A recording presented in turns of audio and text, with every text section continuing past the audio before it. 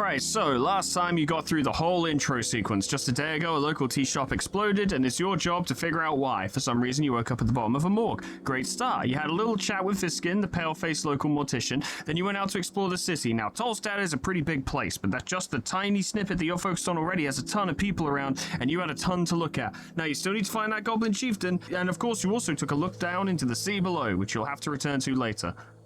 I want to do it now, though. Morning. I swear a lot. Hello friends and welcome back to Esoteric Ebb. So, we achieved many things last time, many venerable things achieved by a venerable rogue named Cleric. However, I want to focus my efforts a bit, just a little bit. Technically three objectives for today. I want to get my spellbook fixed, which as far as I can tell will only cost money, and I have money. I actually have a fair bit of money, I think. Yeah, 161 crowns ain't bad. I want to go fix my spellbook. I want to investigate the tea shop, and I want to talk to Lady Sageleaf. This is the plan. After that, I can do whatever the fuck I want. But those things seem like they need to be done... Well, it'd be better if they were done sooner rather than later. So that's what I'm going to do. Also, I'm going to go inspect people, because I didn't realize I could do that. Who knows, it might provide, like, benefits to roles or something, or just context as to what that person is like, which could be helpful. And then I'll also hit people with my broken crossbow, and that'll probably help. Little rat! Little rat! I saw it! Ah. While we're here, though, I reckon if I attempt to figure out Viskin's deal, and inevitably fail because the check is way too fucking high, I might get a bonus to trying it again next time, like it might lower the DC. Let's behold you, lad. 11. Human, reads folk, level 17 entrepreneur. The pale man handles corpses in a basement, a typical self-employed city contractor. You remember hearing about this man? He used to be a dentist and a surgeon. Level 9 rogue. He's way better at it than me. This one is quite hostile. Stay on your feet. His expressionless eyes seem to keep watch at all times. He's obviously determining where to strike for you to die as quickly as possible. How humane. There's no way I'm going to succeed at this unless I get a nat 20, but I may as well try. I personally think he's a lich. I think that's the deal. Nope. You glare at the pale man, who keeps working on his documents, for approximately 2 minutes. Eventually, you feel stuck in your thoughts. I don't mean to imply that I know more than an honorable Earthguard member, my good cleric. However, you must certainly have more important things to do on a day like this. He's correct. Maybe you can get back to this later. I wish you luck with your endeavors. You failed at figuring him out, but that did make it easier. And if I was, say, not exhausted, then it would go down to 26, which would still be impossible unless I nat 20'd, but... You know, made a start. Thank you, bye. Let's behold you. Fucking wow. Nice one. I learned precisely nothing. Okay, very good. What about Skimmy and the boys? Simmy and the boys. I learned something. I learned that they are dwarf exiles, and devoted Asgal gives everything he has to support the cause. Okay, very good. I think it would be useful to try and figure out what people are like before I further engage with them. Like you, ma'am. This charming orc lady. Fuck. I learned nothing. DC of 50, I have a higher than 50% chance. Go on then. Yes! The crowns are mine. I'm rich. 50 crowns. That's a lot. That was like a 25% increase. Big profits. Getting money for free is the best business. Hello again, cleric. I'm here on important business. Business, you say? She leans in and squints at you. Fascinating. Perhaps I could be of service, cleric, for your business. Tell me what you know about the tea shop. The tea shop that blew up, she says dramatically. Sounds like a magazine tale. I heard it was an accident. The Post mentioned it in passing. Minor mishap, I believe, was the official quote. Although from what people tell me, it was quite the explosion. Quite. So you weren't in the area? No, I was on the North Wall company business. One of the 5 districts in Norvik. Okay, it's an industrial district. Anyone who calls it the North Wall is probably not a local. Everyone who is cool calls it North Wall. Just North Wall. She looks inland. I did see the smoke. It was a clear day. What do you think was the cause, cleric? Maybe it was the tea leaves. The leaves? Maybe they caught on fire since they're so dry. And also leaves. Interesting theory. I've yet to hear of a tea leaf able to cause such a blast. If you find one, then let me know. Oh, that would be wonderful in war. She smiles. I'm sure the company would love to sell it. Hold on, are you here to investigate the tea shop? She might be a free strider, but your business is your own. Get away from the conversation. Yes? Really now? No, say no! Maybe. Is that a maybe yes? Well, that's nice weather we're having. Are you here for the tea shop? You look lovely today. Thanks. Are you here to investigate the tea shop? I am here to do business. With the tea shop, the one that blew up? A master of speechcraft. You can do nothing. I'm gonna sneak away. Oh no. Quick, sneak away before she can do anything about it. You glance to your back, carefully preparing to take the first step away from the conversation. Cleric, a voice says, startling you. No, don't stop. Come back, please answer my question before you leave. Damn it, her voice of reason is too strong. The orc gives you the kind of look you would give a child after they started eating gravel, and I took damage from the look.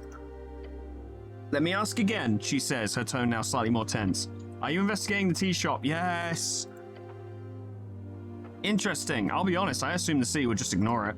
But they sent you. It's sort of a giveaway. Clearly someone thinks this is an esoteric mess if they send a cleric to look into it. What exactly have you heard? It blew up. Fireplace incident. Bullshit, of course. Most likely a rogue spellcaster. But why would the city avoid sending a representative? Duh, because of the election, of course. Look, Tolstad is a highly volatile district with lots of extremist ties. Honestly, it's amazing you're still alive. I believe this tea shop acted as a sort of lightning rod. So when a place like that blows up, why would any faction spend resources investigating it? Especially when those resources could be spent on trying to win the terribly important election. A sound reasoning. While some might see it as corruption, I'd classify it more as simple, boring, but ultimately harmless bureaucracy. Well, I'm here now. You sure are, and good luck, cleric. If there's anything the Ascani Reed's trading company can do to help you out, let me know. You can usually find me down in our HQ on Water Lane. She smiles in a way that completely breaks down your defenses. Looking forward to seeing you there. Damn it. I've been charmed. A kind gesture with ill intent. Where's the Goblin Chieftain? Lady Sageleaf, just head down these stairs. Good luck getting an audience, though. By moving your head to the side and using your eyes to look south, you see a garden of some sort. You can see a goblin or two on the ramparts. Is she busy? I sure hope so. Took us months to get in a room with her to discuss some renovations in the halls. If she's not busy, she's a bitch. Goddamn. Dragging a Tolstad my ass. She catches herself from releasing any more profane comments. Anything else? She looks annoyed now. I'm done discussing business. You want to move on to more casual topics then? Politics, perhaps? Not that casual. But now that you've mentioned it, I would like to become the God Wizard King of Tolstad. Yes. Yes, I would. Who would I talk to about that? So what's the deal with the dwarves? Oh, them. Complicated as anything. I wouldn't be sitting here wasting my precious day if it wasn't for them. But in short, they're holding an unlawful assembly. And they won't let me take a look at the document proving it. Not frustrating at all, she says, and winks at you. So should I just hand her the PPG thing I got? Yes, she would surely reward you for it. With the documents in hand, she could simply hand it over to the magistrate's office and let them deal with it. The dwarves would be furious. No way, I already gave it back to Alphars, whoops. True. Good, it would have been dishonorable to have handed it off in that way. I checked the papers, they're expired. They are indeed expired and invalid. Wait, they let you check the papers? Aren't you a smooth talker? Nah, I stole it. If you get them to me, that'd be quite the favor. Well, explain it to me in detail from the top. The words leave your lips as if you've spoken them 100,000 times, probably because I have. It's all just an inconvenience. Her eyes say a pain in the ass.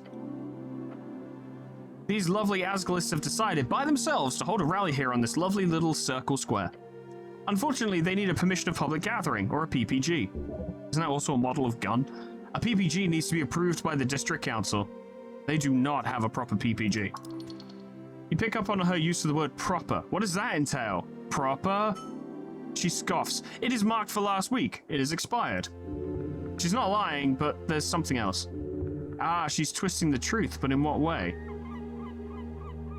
And you're just sitting here because... It's simple, really. These dwarves are ignoring my call to disperse, so I'm here as a witness. If they do not leave by sundown, they will be fined and or arrested. So why don't you just come back at sundown? I would, if it wasn't for the fact that I need to witness the entirety of the trespassing. Since they were served during the morning, if they do not disperse by sundown, they will be inflicted with an entire day's worth of fines. I'd have an assistant do it, or a secretary, but we're stretched thin as it is with the election coming up. No, I'll just sit here and smile politely. You catch a tired frown slip past her facade. Arrested by whom? She gives you a smug grin. You, perhaps? The monopoly on violence here on Tolstad is more of an oligopoly. That is a word I've never seen before. It'd be a roll of the die to see who gets employed to handle these rude dwarfs. Maybe some goblins? The city of Norvik also allows us to employ mercenaries for extra legal enforcement, but the company likes to avoid that in most cases. As you can imagine, mercs tend to lack that finer touch. There is something shady about this. Nod and look away. She laughs. Now you're acting like a true city official. That sounds like trouble. I don't know. Trouble would at least be exciting. This is just dull. If only I could get my hands on those PPG documents, and I could simply hand them over to the city and go home early. Or rather, head back to the office and complete the draft for the marketing meetup. Sorry, I've got a lot on my plate. You're being manipulated. Be careful. If you get this PPG thing, then that'd be a pretty easy way to clean this mess. She'd be totally in your debt. Good luck. Yeah, thanks. I'd like to know more about you. We need to get all the details. Little old me, I am an open book. Where are you from? She doesn't answer you at first. Instead, she looks away for a moment and smirks. She's thinking of messing with you. You mean because I'm an orc I can't be Norvikian? She says, looking at you with a stern expression. I'm sorry. She laughs. Oh, don't be. I'm only messing with you. So you're from Norvik? I am actually not. I'm from Blood City Bay. I ran with the warbands when I was a little girl. She could crush your skull with ease. And that's a bad thing. Took me all around the coast, she explains, far from the cursed plains of Feltyre. Feltyre, a land of elven ruins with magically fertile lowlands in between, and in its center, Blood City Bay. We were hired during the Third Revolutionary War in Reeds. When it was over, I stayed behind. As she speaks, you see her eyes glimmer. All those memories coming back to her. She's seen a lot. Those were the days. What's it like being an orc in Norvik? My kind is quite rare, so she mumbles, her gaze trailing off towards the horizon. Some sadness, loneliness. You feel terrible for her. The occasional comment does sting a bit. I've gotten used to it. How nice of you to ask. I know what it's like to be discriminated against. Everyone is mean to me because I'm stupid. Yes, I am a wonderful person. Your good comment elicits a spontaneous laugh. Oh, gods be damned, you are a special little man. Thank you. It's nice to be told. That's the first genuine laugh from her. She carries a thoroughly constructed mask. You are a strong and physically imposing woman, attempts to flirt. She covers her mouth and tusks with her hand. Uh-huh. Misogynistic agenda. I don't know what that means. She's trying not to laugh. Tell her she has nice tusks. I bet you can carry me around like a straw doll. You bet your sweet ass few men get that privilege. She's desperately trying not to laugh. She's thoroughly entertained by your antics. This is a solid 50-50 attempt. Oh, gotta try it. Oh, fuck, really? Your mind is blank, literally. There's nothing that comes to mind, apart from the base desires of that aspect of your psyche that we don't talk about. I suppose it's time to let it rip. Just go wild. I don't care. There's nothing that can be done anyway. Lost cause. Bombs up. Do you want to wrestle with me, a member of the Holy Order of the River of Norvik? She stares at you, mouth agape. Finally, the orc composes herself and says, you know, I'd love to, but I'm kind of busy. Okay, thank you for your time. Okay. This doesn't feel good. Take 3 HP damage. Vera looks at you with mouth agape, clearly unsure how to handle it. You've left me speechless. She claps her hands together. Well done. Not often that happens. Now that we're done with that, do you have anything else to ask? At all? Yeah. Okay, go ahead. So you working for the Free Striders? I don't work for the Revolution. It's just a revolution. You fool. You knew that. Maybe. I work for the Ascani Reeds Trading Company. We promote the free strider ideals in Ascan. Currently, we focus on making sure this election process goes smoothly along with other economic concerns. I enjoy working for them very much. Perhaps not so much on slow days like this, but alas. Oh, thank you for bringing free striderism to Norvik. I don't really view it as an ism, but you're welcome. I'll be honest, it's one of the reasons I took this job, speaking with individuals such as yourself. I don't think you anticipated speaking to someone like me, darling. I don't think so. Hearing what they have to say. So thank you for that. She's being genuine. Surprising. I'm done asking questions about you. I'm a oh, silly me talking about myself all the time. What about you? I am a literal walking corpse. Necromancy isn't unheard of, but... who am I to judge? Be undead if you want to. Nod your head and leave. Can I attempt to shower up again, or is that fully... I think that's fully failed. Oh, that's a shame. I feel like we had a rapport going, you know? Oh, I can't steal it off him either. About the dwarves. I spoke with Alphars. Oh, did you now? The dwarves surely need to leave, but if you make them, the nice little orc lady might pay you. Well, they are breaking the law. And if I'm going to be the God King of Norvik, then I need to exercise my power. The dwarves need to go. Agreed. If you really want to do me a great favor, then you may drive them away yourself. Ask for a reward, quick. I'll do it if there's a reward. Greedy, are we? Good. Yes, if you manage to solve this for me, I'll make sure you get a payout. Under the table, of course. That could mean anything, but anything's better than nothing. Damn fucking straight.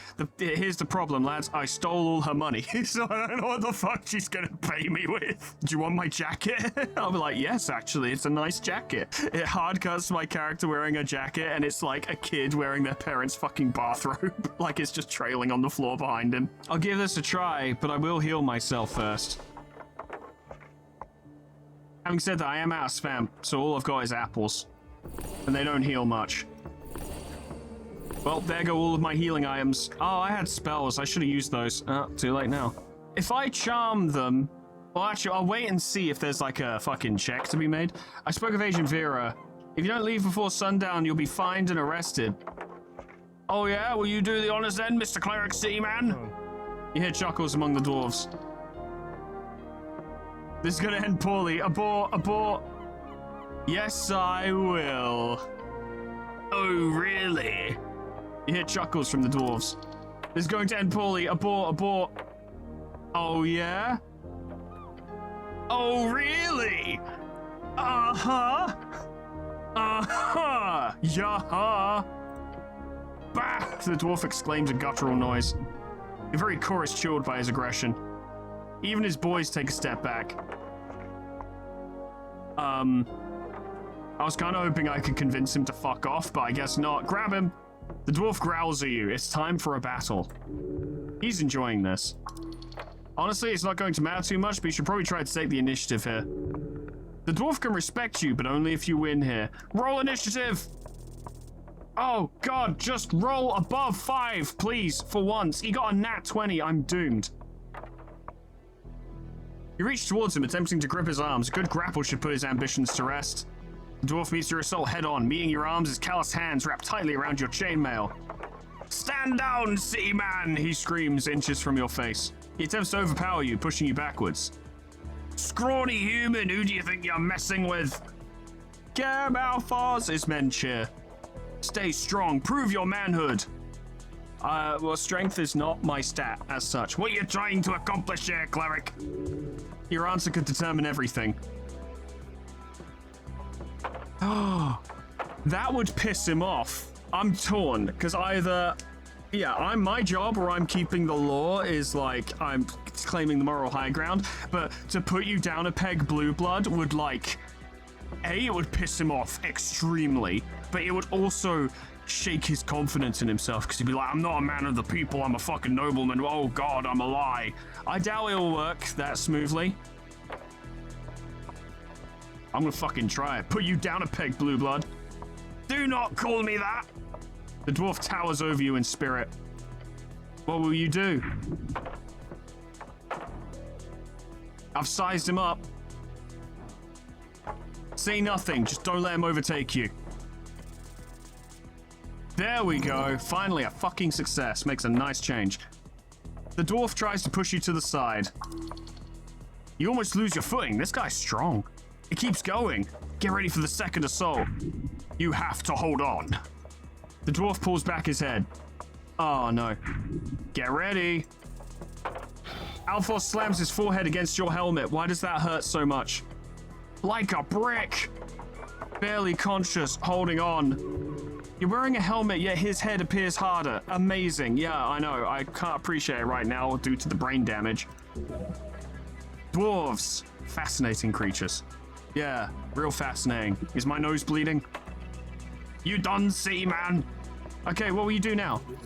Distract him with a joke. I'm exhausted. Well, I have more chance of succeeding that than I do that. I did it! Holy shit, that was close. The dwarf groans. Hold on! This guy's insane! This will be the final attempt. Both of you are worn out. The dwarf roars and squeezes your arms. I'm not even wounded. Through the chainmail, it feels like daggers digging into your skin. He's got a deadly grip on you now. One more round of this and you're out. Finish this. I've got you now, boy. Third tries the charm. You will earn his respect, but only if you succeed here. Do it. Take him down. Oh, this is actually shockingly feasible. I need a 6 or higher. You held on for longer than anyone expected. You held on. You've sized him up. Go on. Yes! Oh, he's dead! He attempts to break your resolve through a deep growl. You meet him with a growl of your own, a deep and manly screech. Shocks every onlooker. Alphas! The older dwarf exclaims. You reach back your head. The dwarf squints. He's preparing to get hit. And, slamming your head forward, you hear a deafening noise. The sound of metal against stone. You are victorious. I knocked someone out, and I didn't even tell them to knock themselves out. I knocked them out with my big brain, swinging it like a fucking morning star. This Java Firenskab, he mutters. That kind of gut can only mean one thing. Yes, you are. And then the Asgolist laughs. You're a part dwarf, aren't you? You might have some foul ancestry. Minor. What do you mean foul? What's wrong with being a dwarf? Yes, you are. Strike a stoic pose and imitate his accent. I sure am. Of course you are. They stare at their leader, yelling on the ground. Boys, he groans and starts getting up. Maybe this wasn't such a swell idea in the end. But Alphos. Bah! Alphos gets up and walks over to his men. They argue for a few minutes. Please, Alphos, for the cause! He does not look too happy when he gives you a begrudging, yes, Mr. City Man. You forced him to respect you. Well done. Oh, guys, I want to take a moment. Yes, we embarrassingly struck out while trying to chat up an orc lady, but for the first time in this series, only took 3 episodes, we have earned someone's respect by headbutting them to the floor. Feel free to congratulate me.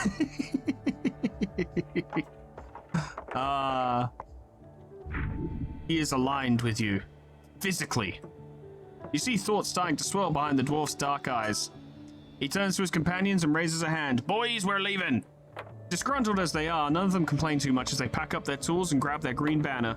Before saying off, Alphos gives you a stern look. You're a strange lad, but I see you're nothing like her. If you want to do some real good on Tolstad, then join us. Find us down on the crossing. He nods and walks away with his band of unhappy dwarfs. Is that a free hammer on the floor? Finally got rid of him. Oh, let's go talk with the orc again. Trifle. Ah, simple hammer. It gives constitution. An advantage in situations where I might need a hammer. Can't beat the crossbow though. Okay, so I was supposed to go fix my spell book, and instead I got into a headbutting contest and struck out with a lady. I feel like that's this game summarized pretty well. Ma'am, I did it. I have to say, with all due respect, well done. Right, the dwarves. Oh yes, I saw the whole thing. The whole thing? So that's how you handle them, by resolving it with a few kind words and a big headbutt. Won't say that's not impressive on its own, human. She's actually quite annoyed that you didn't solve it with more force. I did wrestle him too. You saw that, right? Very manly. At least it's over now. You've done a great service to the Ascani Reeds Trading Company today. And on the topic of payment, I'm broke because you stole all my money.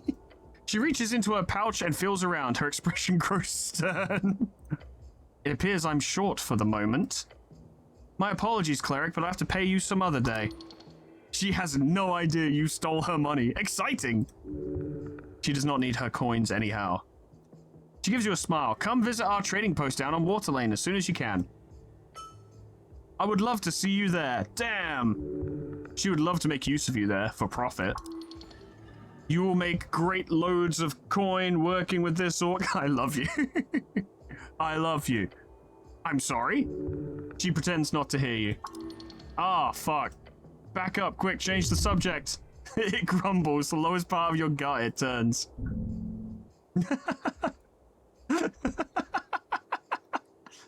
I said I love this weather we're having. She laughs, wiping some sweat off her forehead. Yeah, of course. Good day, cleric. Now it's just you, alone in the circle square. Quest complete.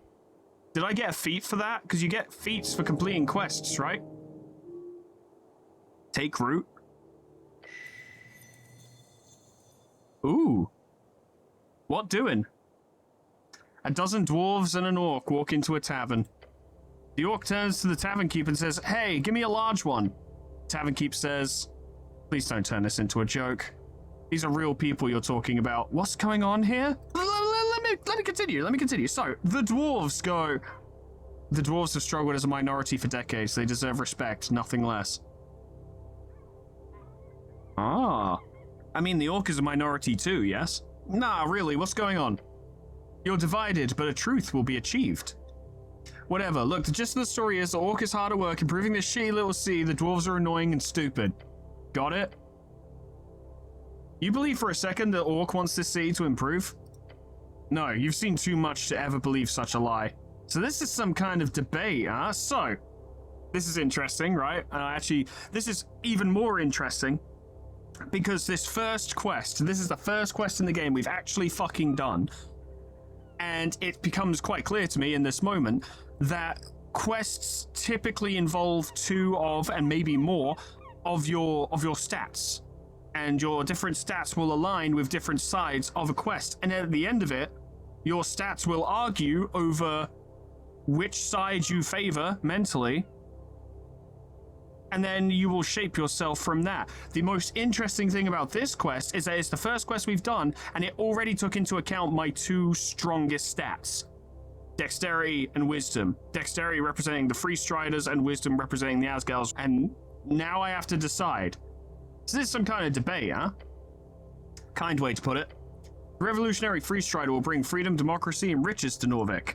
Last part being the most poignant. The riches. Let us focus on each of those points, one at a time. Oh, come on! Freedom. Free Striders' rule would entail joining the Free City Alliance. Local politics will be focused entirely upon serving the core cities in Reeds and the interests of the trade company. Democracy. While it is true that they initiated the move towards universal suffrage, the Free Striders are known for both ruthlessly pushing propaganda to vulnerable folk as well as just simply buying votes. This is fact. Ridiculous.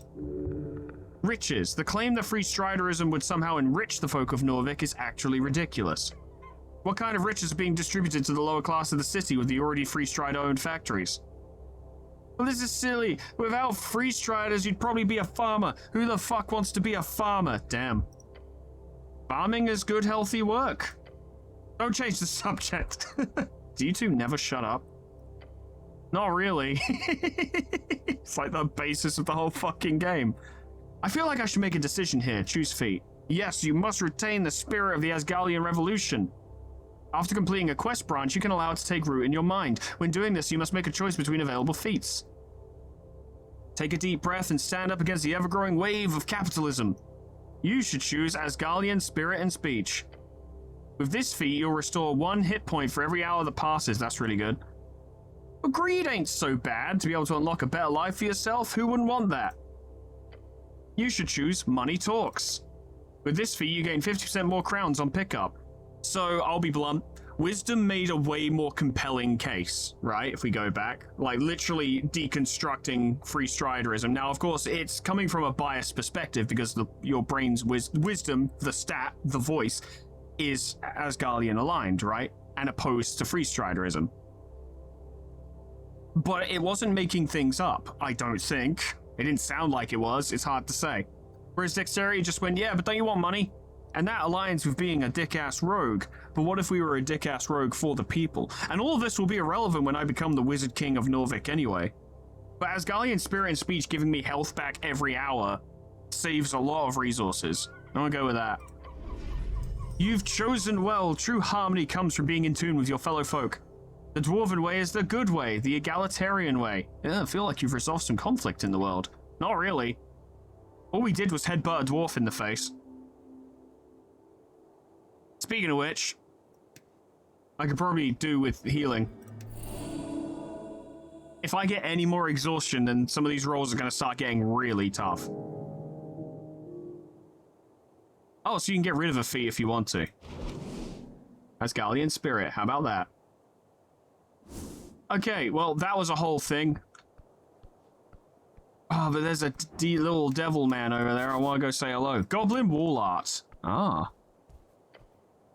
A green face is splattered across the facade, staring wildly towards a flaming sky and the dragon spread across it.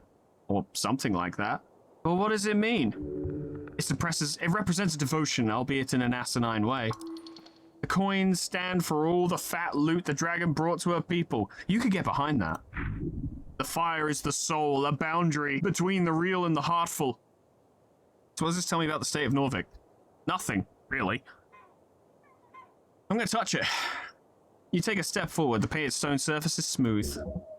This is no cheap dwarven rock, this is gay-era architecture disguised among the rest. You feel an esoteric urge to communicate with this object.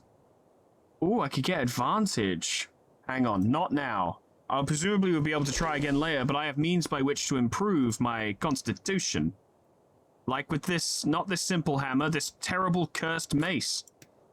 Which bumps it up to 14. Unless I dual-wielded the mace and the hammer, but I can't do that, so. Well, I get +2 and advantage, but it's a challenging roll. Oh, yes, how about that? Some good rolls today. You sense a crack in the wall. It wasn't there before. Then you hear the voice, a faint voice, a hoarse voice. Not a horse as in neigh, but horse as in, like, you know, tired and croaky. Secrets end when spoken. Oh, good, you're not crazy. What's it like being a wall? Nothing. Nothing good or nothing bad. Nothing in isolation. Ah, so what do you know about Norvik? I just healed because an hour passed. Nothing. Do you know what Norvik is? No. Who built you, wall? God.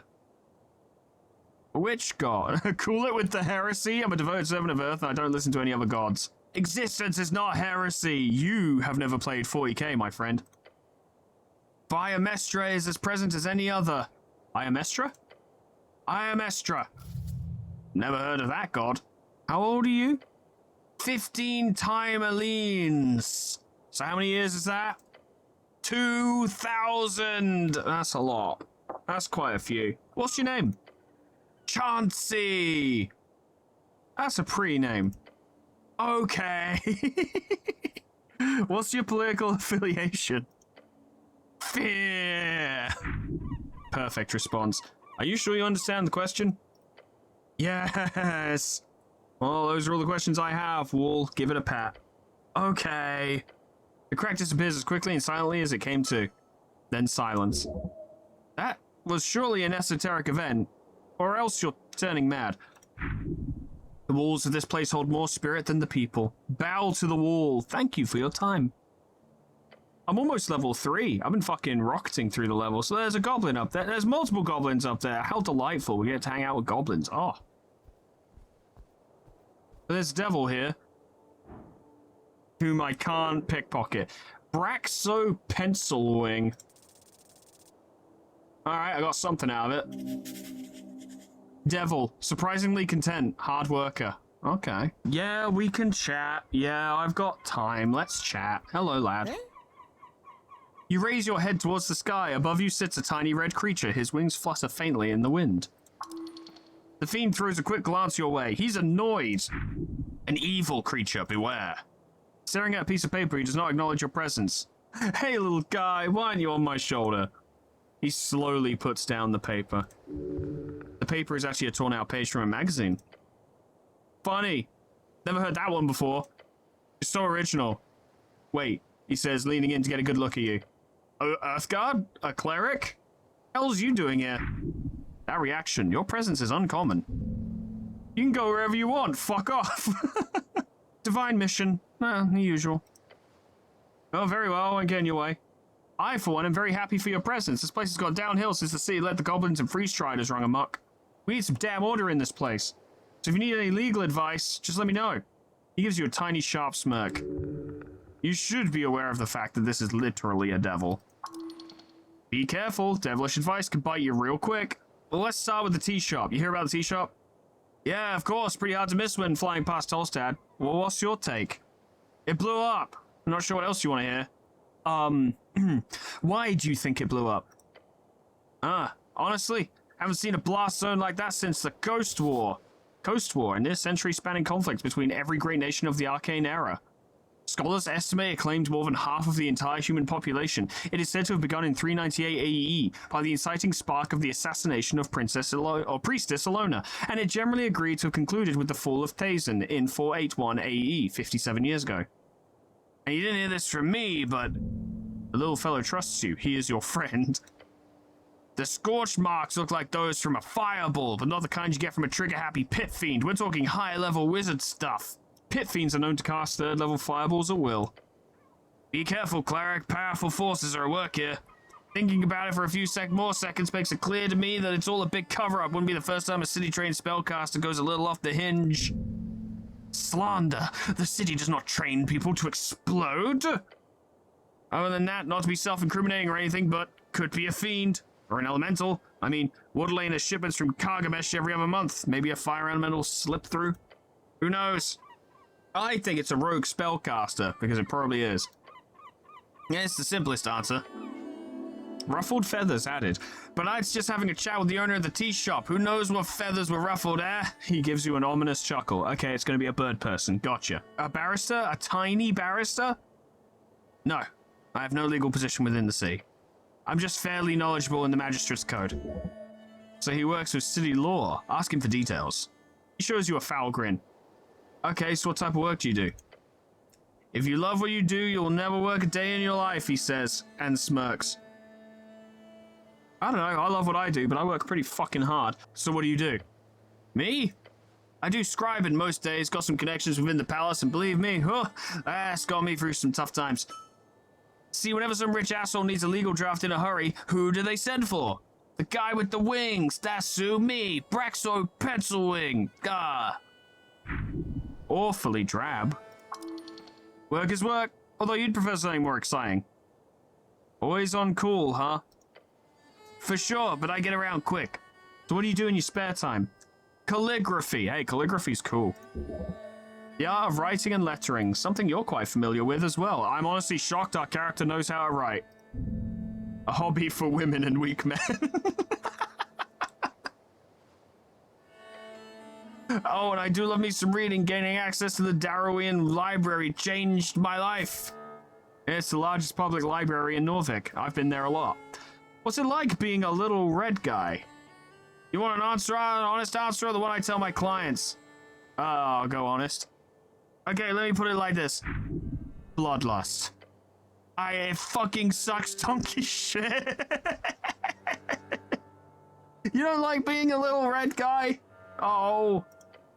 Do you know what it takes to get a promotion these days? Tell me, brother. Is it expensive? Oh, I wish. We're talking decades of servitude to some sadistic fuck that wants to return to Gorgorian's greatness or some shit like that. And then after risking your life and humiliating yourself, there's a chance this fucking guy will put in the effort of promoting you. And if you're unlucky, you'll turn into a freaking bug. Or worse, Something about wings. Tell me about these promotions. Sorry, I've forgotten how everyone knows how devilkin work. Let me put it like this. Devils have a ranking system. Some are lower, some are higher. Only way to get higher and metamorphosed into a more powerful creature is to be promoted by someone with a higher rank. So it's kind of like the vampires in Baldur's Gate. The only way to become a real vampire is if a vampire goes, yeah, okay. But a vampire wouldn't do that because vampires are fucking selfish. But hey, could be worse, he says and cackles. Could be a demon. What's a demon in this context? Chaotic, evil fiend. They are mostly bloodthirsty monsters and rage-crazed barbarians fallen out of Hey She. But some of their more civilized spawn do reign in the cities and realms surrounding the Endless Moor.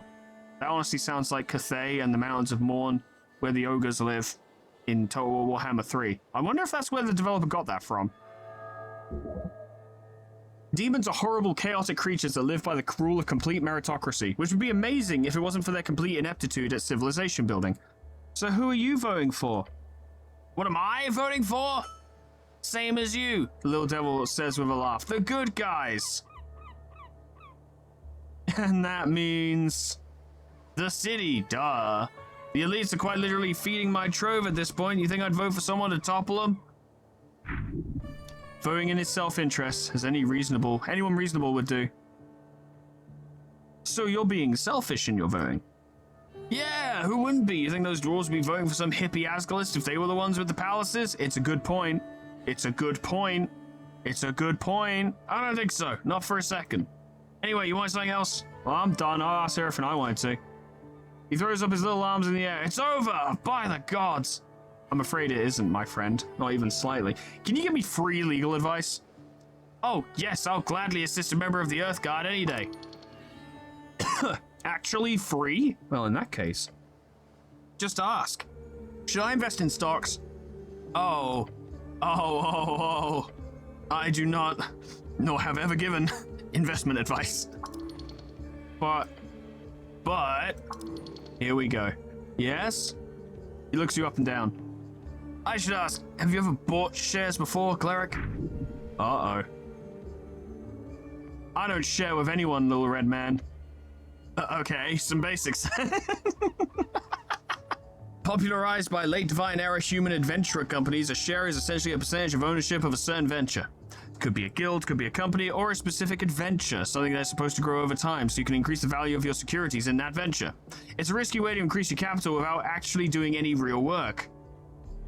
Well, why is it risky? It sounds like free money. Good question. Imagine you invest in an adventuring party. They head into the Verdun Hills to dive into some Gate-era tomb or an esoteric area filled with talking cats. Something weird and dangerous, but with potential for a lot of cool treasure to be found, brought back. Big money, yeah. There's a major chance that those adventurers die out on their journey, and if they do, you lose all the money you invested. They can make it back, in which case, you get a percentage of the treasure based on your share, but... how often do adventurers come back with a bunch of treasure these days? So should I buy stocks? Look, there are rules in place. Norvig has laws governing what one can and cannot suggest when it comes to financial agency. Your god made those laws to protect people of lower than average intelligence from being tricked by those of ill intent. So where can I buy stocks? You can buy shares directly from a venture trader. Basically, someone can give you a piece of paper that says, I owe you, with some legal information on it. Or you can go to a trade hub. I don't think the Tolstad exchange is open until after the election, though. Have you ever bought stocks? Sure. I spend about 40% of my income in risky ventures. Sometimes I even get paid in securities, which is nice, since I don't have to pay any middlemen. Can people buy stocks in me? The little red devil stares at you. If you were to set yourself up as a venture, then maybe? I mean, if you could convince someone to invest in you, without breaking any laws regarding investment advice, I'd be impressed, so why not? What about currency trading? That's something I've heard about too. Oh, that's just the art of switching between various currencies. Say you got a pouch full of old embers, that is, the old draconic coins. Now, they're made of gold, so even though there are no governments these days who support it, you can always sell them for the gold value. Great, that's the most basic form of it. When it comes to city-backed currencies, it gets more complicated. If you got 10 Brimarks, and let's say you want to convert them into Reedsian 10s, how many do you get? 10? No clue! The value of each currency fluctuates day to day, as does the exchange rates to each other currency. Not to mention the location as well. Tens are more powerful because of the far reach of the free-strided trading charters. Primarchs are near useless in Norvik, so the exchange rate, while still not nothing, is quite low. And that makes Blood City corporations way less interested in investing here, which then perpetuates the weak value of their currency. Signs of old Dimonor are used in some places, sure, but bring them out in Norvik and any shopkeeper will laugh at you holding out those shiny little crystal discs. While the penning is accepted automatically, almost as if it's a slightly less valuable crown. Currency of the Vizhkar kingdoms, as well as several dwarven fiefdoms on the undercoast, is a commonly accepted coinage in Norvik. Yep. Then the soul is, on the other hand, extremely valuable just because of the Golden Horde's influence. Soul, currency of the Golden Horde, faintly self-glowing square coinage, a mixture of amber and gold. Fancy. And the Ilum Jampala, those weird little ice cubes, well, I'm guessing you've never seen one and never will. Take one to an exchange station and they will quite literally think that you're messing with them. But yeah, that's some info for you. He has been factual. I'm learning so much. He nods and grins. Economy, you know, messy and fun. That's all I've got to ask about stocks. Hope you learned something, cleric. What about alignment? Ah, yes, the overrules of morality. Norvik does not moralize over alignment, officially. Nor do most of the city-states across the coast. But why? Look, really, I'm no expert. If you want one of those, it's just heading down to Water Lane. Scholar Appleden has an office there, I'll be sure to indulge you. He cackles and squints at you. That halfling's got one hell of a green lean, if you catch my drift, so be careful not to catch any bad ideas from him, you hear? What does the law have to say on resurrections? That's one hell of a question. He smirks for a while. High-tier resurrections aren't illegal, they're just not available anymore. Legendary true resurrection, oh wow. There are a handful of known divine resurrection spells. Since the death of Earth, there have been no documented instances of successful resurrections above 3rd level. What about low-level resurrections? Well, there's Revivify. That's it. Revivify, a 3rd-level necromancy spell. If used within 60 seconds of death and the body isn't too ruined, the target is brought back to life. Well, that can't have been us, because we were in a fucking lake. Or river, sorry. And I don't think those fishermen would have fished us out the second we ran out of air. Not available? Figured a cleric would know better than me, but, spells over 4th or 5th are rarely seen these days. If you want to know why, go pray. Your god grants you magic. In his wisdom, he only grants higher power when needed. In your lifetime, it has not been needed a lot. Does a murder still count if the victim is resurrected? He thinks about the question for a bit. There's been cases. Heard of a man stabbed in a bar fight, bled out just in time for a drunk cleric to arrive, cast Revivify, and the bloke lived. The stabber ended up being charged with a major transgression of personal well-being. And that's not murder per se, but I'd argue it had more to do with the fellow's barrister making it clear to the judiciaries that there was no clear killing intent. So not an accident, not a murder, just a brawl gone too far, but that'd be a hard sell if the victim wasn't breathing. A complex scenario, something clerics often have to deal with. But in most cases, I'd say yes. So don't go around murdering folk and revivifying them, cleric. It would be a waste of a spell slot, yes. And evil. Also a bit funny. It would be kind of funny, but, you know, don't. Are you legally considered alive after a resurrection? Yeah, for all intents and purposes, you are alive. Undeath, on the other hand, would be a very different affliction. How is that defined? As long as the necromancy is considered of divine origin and the soul is returned to a healthy body, then it is considered as a normal resurrection. Am I healthy? I'm pretty wimpy. Am I wimpy enough that I might just be a reanimated corpse instead? But I do have my own free will, I think. If the origin is more black magic shit, as they say, or some kind of corpse animation, then it would be considered as bodily sacrilege. And that's a top-tier criminal offense. How top is it? Oh, it's up there. Trust me, it's up there. Does death absolve your crimes? Now you're asking real questions. But no, it does not. There's been actual laws signed in old kingdoms over this shit. He leans in, looking excited. You got the devil going. Is that a good thing? So, classic story, alright? Real bad guy is caught murdering his neighbor. Real sick shit.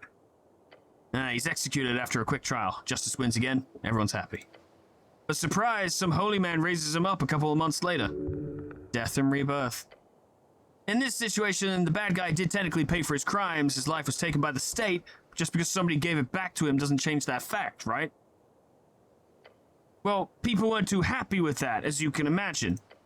Thus, the common legal term for these days for capital punishment is DIP. Death in perpetuity. That is great. I love that that's a term.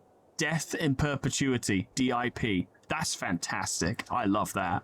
It sounds like something the city in fucking Project Moon could do with adopting as well. Because in the middle of, like, I need to take a fucking grudge because you bumped into me on the street, so I have to rip your arms off. And the other guy's like, whatever, I'll just use my life insurance.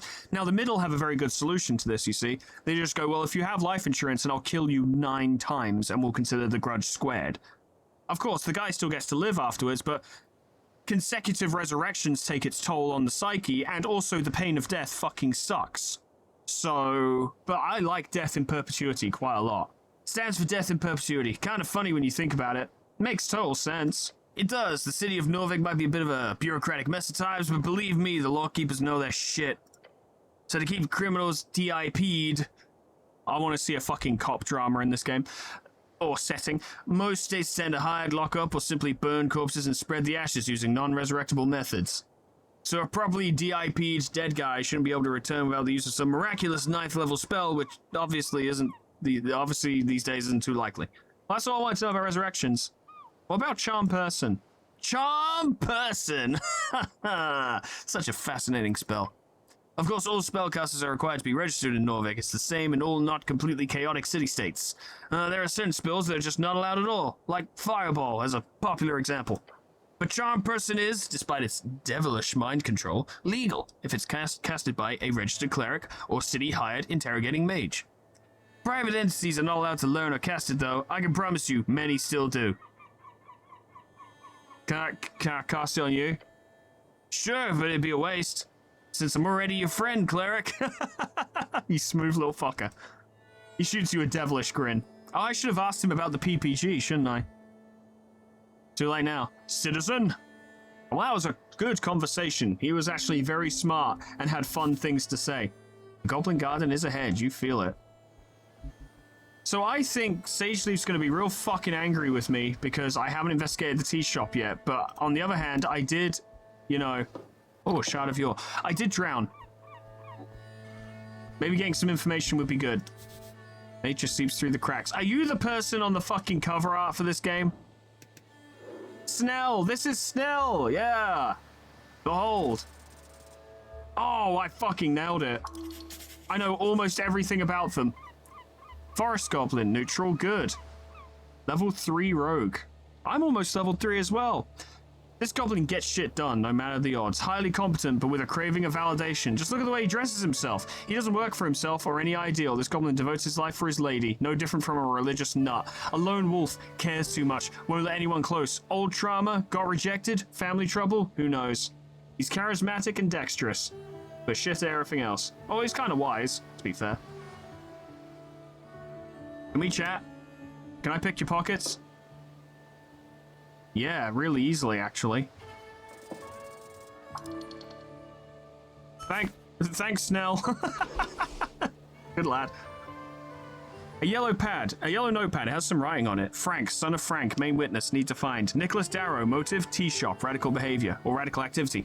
Debt, bird owner in trouble, free striders involved, obviously. Explosion, magic, powder, esoteric bullshit, need cleric. This gives me dexterity and charisma. But my strength is now -4. I'll put that back on. Hey, my charisma goes up to 9. I'm almost not shit at it. Alright, let's chat. You find a goblin standing at the tip of the Tolstad. His clothes are fit for a Reedsian trader, and his haircut is fit for an Ascani nobleman, a superficial fellow. Behind him, a vast view of the mouth of River Torna. The goblin cares much about looks. You catch him immediately glancing at your outfit. Let me guess, you're the cleric? Taking you for granted, this goblin needs to learn humility. No, I'm not. No? Alright, then fuck off. Oh, I think actually, He groans and looks back at you. He is both tired and annoyed. I was kidding, I am actually the cleric. Hilarious. He shakes his head. I'm Snell, runner and handler of the HWBT. Old lady's been waiting for you. This old lady must be his chieftain, the matriarch of his tribe. Greet the goblin kindly. This is the beginning of a great cultural cooperation and exchange. Right, time to mingle with the lesser cultures. Oh god. One of those perfect goblin salutes would indeed be perfect here. Squat down! Hello, goblin! Nice to meet you, Snell. Perform a traditional goblin salute. You raise your arms into the air as one should when greeting an uncivilized tribal goblin. He's being charmed, of course. Cleric, what are you doing?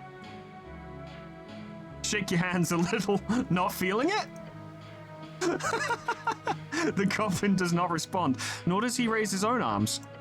Instead, he simply stares at you. His expression speaks of pain. Cleric, please stop it. He took 2 HP damage. It's okay. I'll regenerate that health due to my Asgardian free spirit. You feel great shame. Scouring your mind, it becomes clear to you that goblins, in fact, do not have a cultural salute. Why didn't you pipe up before then, intelligence? What you do remember, however, is a salute from an old Earthfolk play wherein goblins were played by green, painted humans who ran around with their arms in the air. Oh my god. That's hilarious. So what we've accidentally done, lads, this is actually quite a clever little draw they've done, is they've basically made us pretend, like, imitate blackface actors from, like, the 50s. That is essentially the social faux pas we just committed. That's fucking funny, goddamn. And it's hard to tell if Snell is aware of the fuck up we just did or if he's being very fucking generous. Oh, that's bad. Oh no. I'm gonna hope he's just not aware of the play and lower my arms. The goblin clears his throat. The goblin looks around, clearly struggling to find the right words. Sleep deprived? Okay, right. Head down to the garden throne, but, he waves his claw towards you. What's all this? You look like a human as shit. You've been floating around in the banks of the river. Your uniform shows it. He's making a playful jab. Don't worry about it. The Gaul, you should teach him a lesson. I fell into the river. He gives a shocked laugh. Wait, really? It's fine. Somebody fished me up. Huh. Lucky you, I suppose. Just dust yourself off, and I regenerated because an hour passed. The dragon's weighing, and trust me, you don't want to disappoint her. Even further. Tell me more about this lady. Sure. For starters, she's the most powerful woman in Norvik. And considering there was an explosion yesterday right in the middle of her territory, I think it's about time you do your damn job, cleric. Is she spooky? Yeah. Real scary. If you insult her, she'll bite your head off.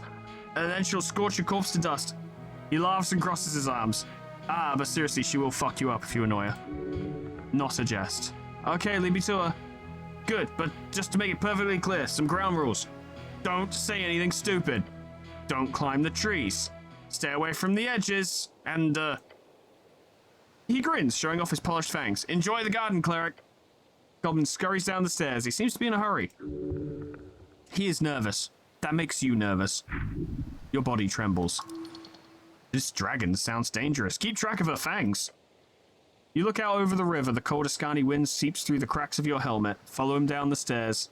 You do so with great stride. Yeah, sure. Well, we're here now. Let's go have this conversation. And then I want to fix my spell book. Maybe the Great Dragon of Tolstad could fix my fucking book for me? Or know someone who would? Sacred River fight against Red Rocks. These railings follow the Safety Council standards of 22. I wanted to talk to that person, but I suppose not. A dank smell from below. Good sign. This is going to go poorly. I'm guessing that's Lady Sageleaf? No, that's Ness Wicala, Nesson of the Green. I'm pretty good at figuring out their shit. Elf. You're an elf? Pimia, level 6 druid, unbothered, moisturized, happy in her lane. She is focused on her work, but she does not seek strife. She will help you if you do not pose a threat. Her knowledge goes deep, far below the city. Learn from her and her loneliness. Ah.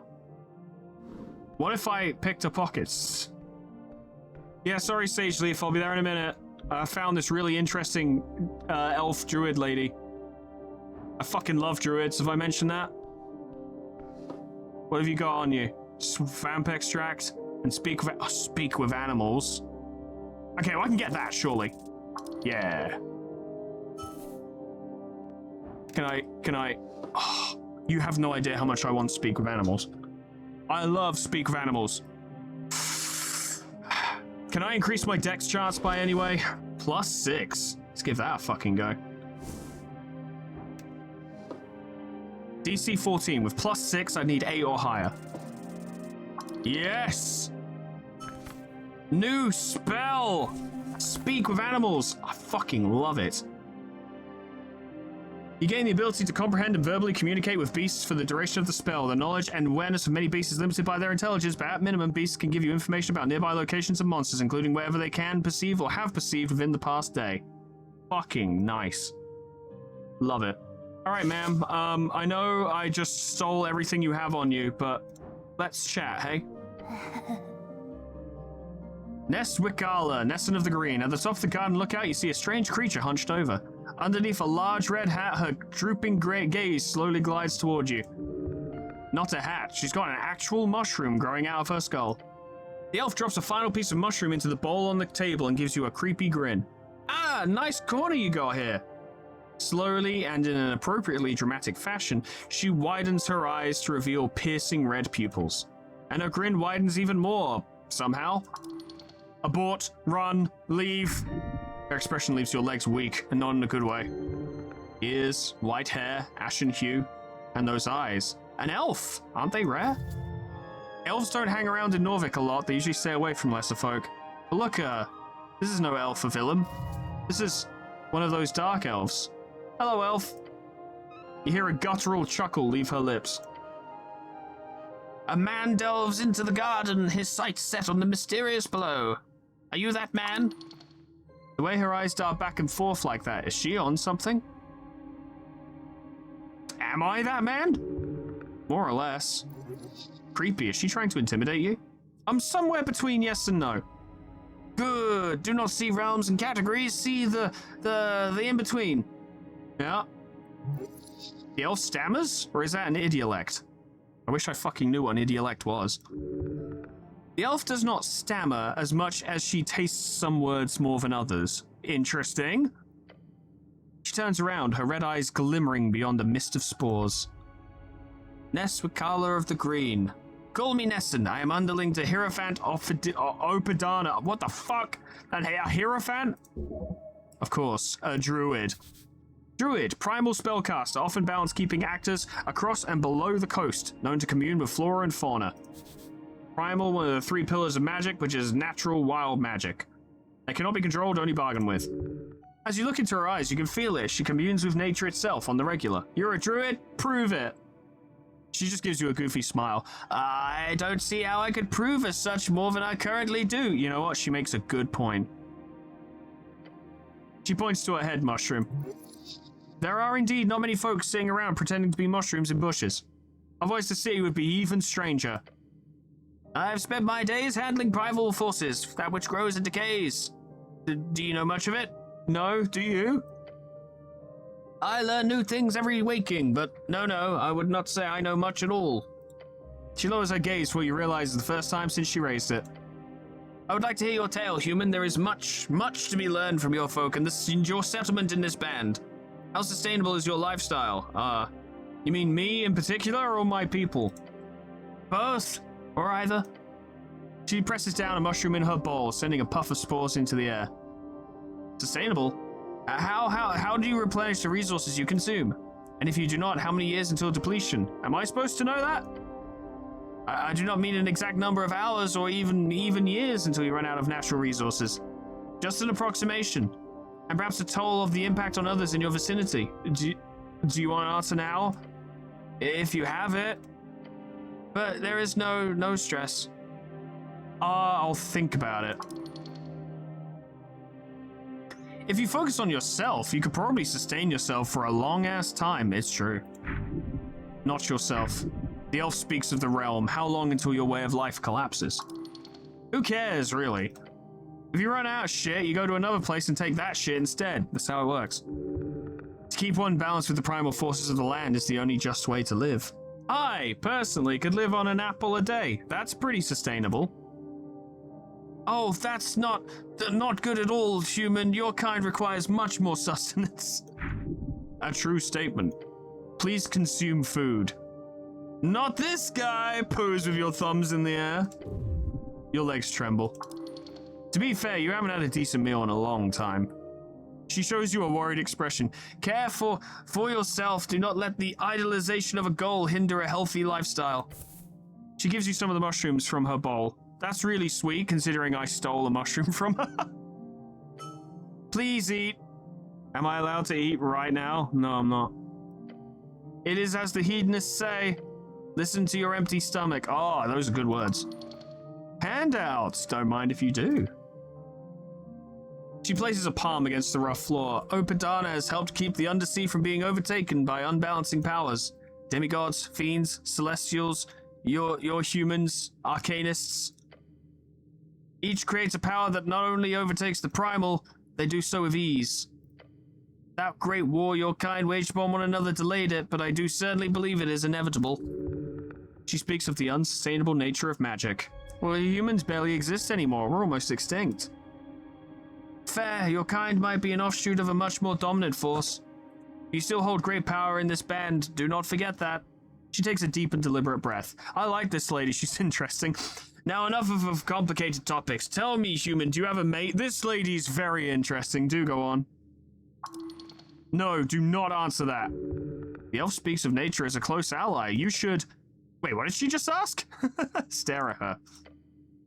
Well, your cheeks clench. No, not good. Calm down. This is not a hostile situation. Elaborate.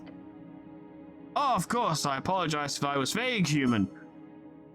I only mean most humans in this settlement group in pairs. I wondered if those of your kind do the same, form such long-term committed partnerships. She did not have ill intent in her original inquiry, and that's because I fucking beheld her before this conversation and knew that she was just a small bean.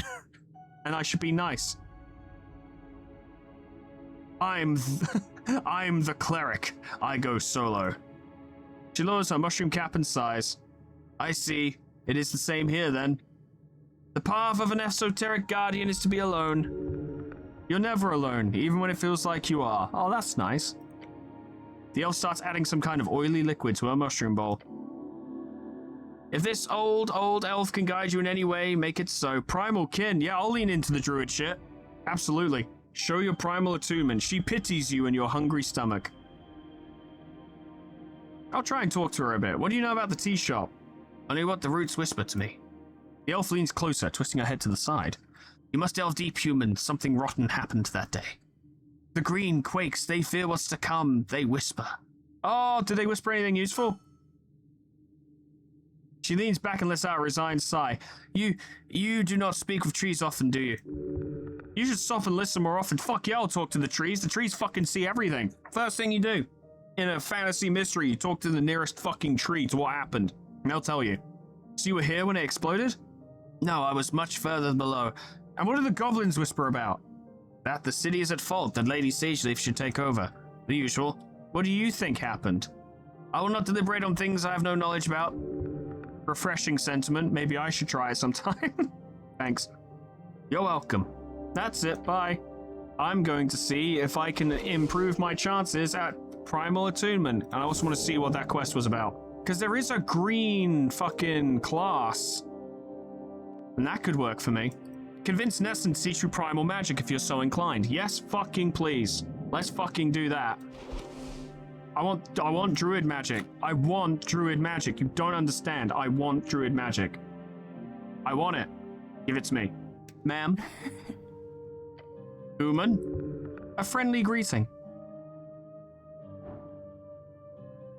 Okay, this will be challenging, but if I succeed, it would be a big win. No, that's a nat one. How could you do such a thing? To prove attunement requires years of training. You've perhaps done a few exercises in your spare time, and you've read about druidic magic. Or perhaps you can try it anyway. I have to try. Kneel and focus. You focus your mind on the nature around, the life, the decay, the funny-looking mushrooms. but you cannot sense it. Nothing. Magic is hard. Sure is. Maybe if I start clenching. You move from mind to muscle. You keep clenching. Pressure. Pain. I hurt myself. Perhaps this was a foolish choice. Ouch. But pain can be a good teacher. Perhaps you've learned something here. The elf keeps working on her brew. I tried it once and I clenched hard and that made it way easier. I'm using a fucking shard.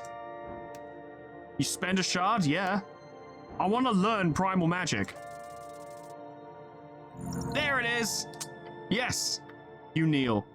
After all your clenching, surely this is the one. Huh? You need to prove it. Your attunement to nature. Interesting. Yes, yes. She places the bowl from her desk to the ground before you. You must show what you've learned in your studies. The primal forces are complicated, but you can still sense the tingle of short strings through every branch and mushroom. Hold your hand over her bowl. As you reach out, the elf hums. She then moves the bowl even closer to you. You've attempted this before. It did not go well.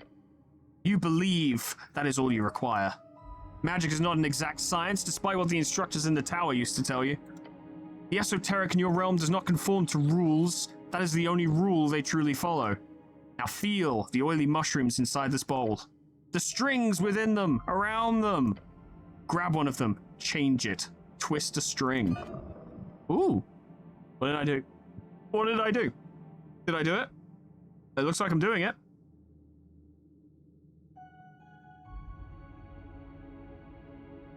At first, nothing.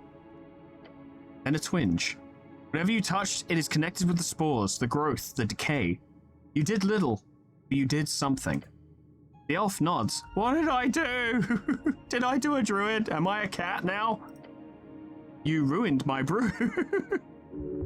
It's fine, listen. Oh. Whoops. She laughs. You caused the fungi in the bowl to change acidity. It's subtle, but it's there. You performed an act of druidcraft, human. I did it! Look at me! Use druidcraft to unlock unique interactions with the natural world. I did! She gives you a lecherous smirk.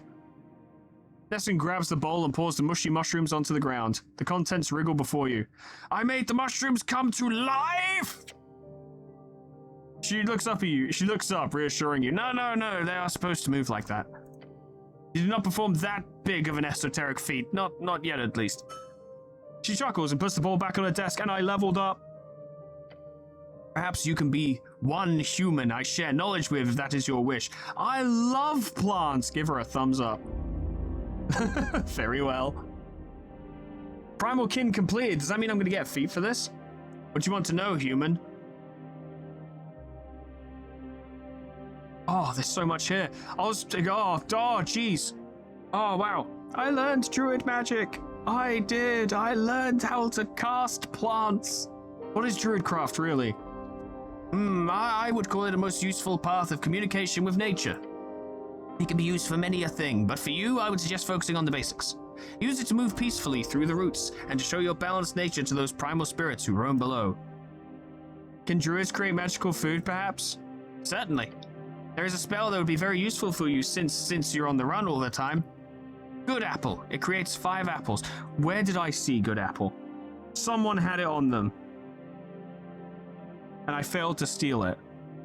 I think it was the bugbear? I'm not sure. Each can feed a grown man for a full day. Although, considering your diet, you could probably down a couple. Oh, I love apples. Can I have that spell, please? I don't have that spell scroll, sorry. Oh, but I do remember I handed one to Moongore. She might keep one in the roots of Pew. Moongore. Oh, I've met her. Bugbear, right? Yes, indeed. How wonderful. She really needs more socializing down there. Such a lovely woman. She nearly killed me, but yeah. Quite the bite on her. Are these apples real or fake? Oh, they're real. I've customized the spell myself in the process of helping Sage Leaf's apple strains down here. Magically created, yes, but real. How can I get the scroll? Just tell her I sent you. Moongore and I are friends, you see. Ah, we should do that. Good. Can Can nature protect me? Of course, with bark skin. I do have a spell scroll of it, but it's down in the roots below the garden. If you pass by, take it. I keep a cache hidden underneath Lord Pew. You? A cute nickname. She giggles. We have a password. Just say Minon Sexica Spoony, and he'll open it right up. You can have the other stuff inside as well, since Sage Leaf wants you to succeed. Oh, great. What does that mean? Flattery of the highest kind. She gives you a creepy smile. Just give the password and he will grant you access. Thanks. What are these primal forces? Nature. Her face says it's self-explanatory. That includes, but is not limited to, elements, life, anything that grows, really. It is that which exists at the core of all. But even with alterations, it remains within. Generally speaking, a clump of ore will be more primal than a forged blade. In short, the primal emerges from natural energies. Not following, not interested either. What differs primal from arcane and divine forces? She squints and stares at you for a while. The answer to that could be many. I would lean toward saying that they differ only in origin. But that origin makes all the difference in the world. How do you mean? I do not know. It is like forces that flow through short strings. Some flow from divine sources, some flow from natural primal sources. While the arcane, it is more like plucking those strings themselves, editing the rules, something like that. She gives you a slow nod. Thank you, that's all the magic questions for now. You're very welcome, human. Ooh, what are you voting for? What are you voting in the election? I am not a citizen of Norvik. Oh, cool. Cool. That's it, bye. Oh, she's my favorite. We're best friends. She taught me literal druid magic. Whispering to the spirits of nature, you create a tiny, harmless sensory effect that follows you. This effect allows you to engage with primal entities that would otherwise hide from your presence. Do I need to prepare that, or can I just cast it whenever the fuck I want? Oh, also, I can level up. I forgot about that. Also, I suspect I might have finished the primal energies thing. Yeah, but I don't get a thingy for it. I don't get to let it take root because it wasn't really a quest. It's just the game being like, hey, if you want to learn fucking druid magic, here's how. Okay, but I can level up. I probably should.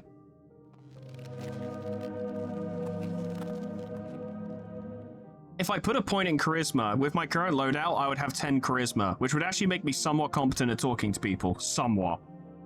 On the other hand, if I keep buffing wisdom, I might be able to figure out what that spooky guy's deal is. And also be a really good druid. Yeah, I'm gonna do it. I've taken a step toward being a druid. I now need to tell every poor fucker who will listen that I am a druid. Every poor bastard who is not in any way interested in the fact that I am a druid, I need to tell them that I'm a druid.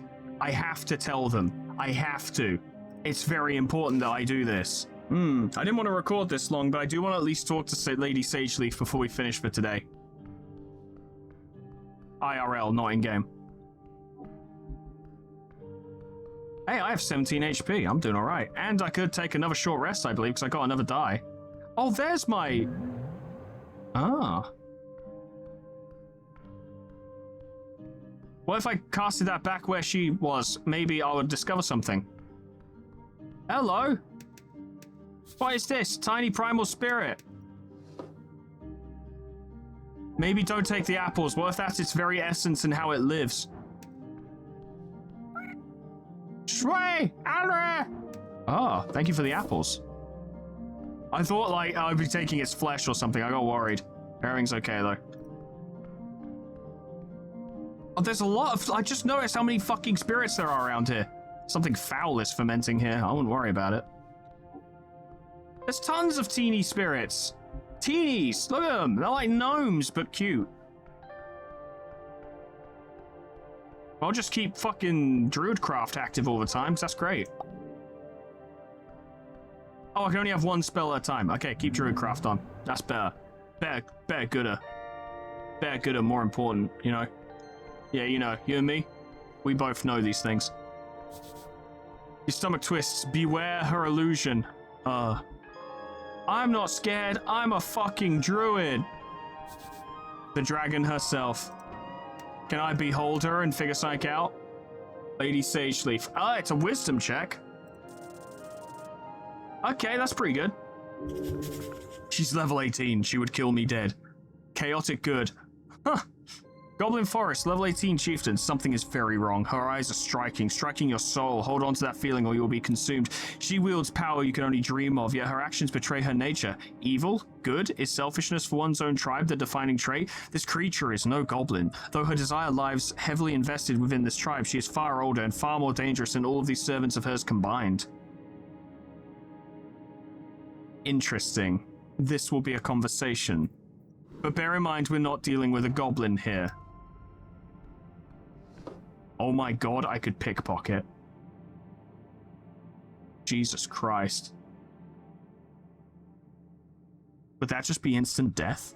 Maybe I won't. Maybe I'm actually too intimidated to try that. You approach the throne. The sprites flutter, their glow illuminating the trunk of this great tree, its roots reaching far below, its branches holding up the dirt ceiling above. On the throne sits a tiny goblin, her smirk as bright as it is threatening. Her eyes follow you with an intensity reminds you of a certain pale man.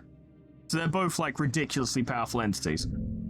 So this is the dragon. Yes, I can see it. Her glare is horrific. Cleric of Norvik of Earth and River, her shrill voice echoes through the chamber. She's talking to you. You're the cleric. I was assured by your masters, the top brass of the palace itself. Her words are tainted in disdain. Her voice causes you to shiver. They told me a cleric of the highest standing would arrive within the hour. So tell me, human. Dominion, she has control here. Why am I sitting here waiting? It's not that late. Only been like a day. An immense presence. You have no power here. Every word you say here could have a profound impact on the rest of this quest of yours. I think, just fucking truthful, I had an accident. She scoffs. Yes, I know about your little trip down the river. That is no excuse. I literally died. She clicks her tongue behind a set of sharp teeth. No excuse. A frown turns into a weary expression. Whatever. She does not feel like mauling you now. This is good. You're dancing on a fine line. Hers is a frightful presence. You can't take this much longer. You need to get out of here.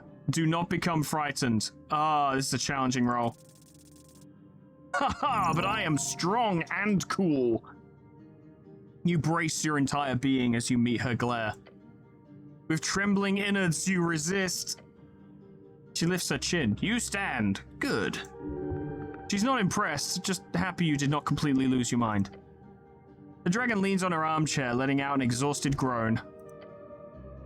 It is vexing to watch my streets descend so far. Are you even aware, cleric? A local business caught up in an inferno in the middle of the day, right on Pillar Road. My road. I'm like, I don't know, I was fucking drowning or something. The way she says that causes you to tremble. And yet Magistrate Darrow, she spits the name out like it's a curse word, he alone believes the Halfway Bridge tribe does not have jurisdiction over this particular location. Terrible, truly. Truly terrible. She appears to have been stewing over this annoyance for some time. Why does Darrow say that? Because he is a fool born out of nepotism and alcohol. Damn.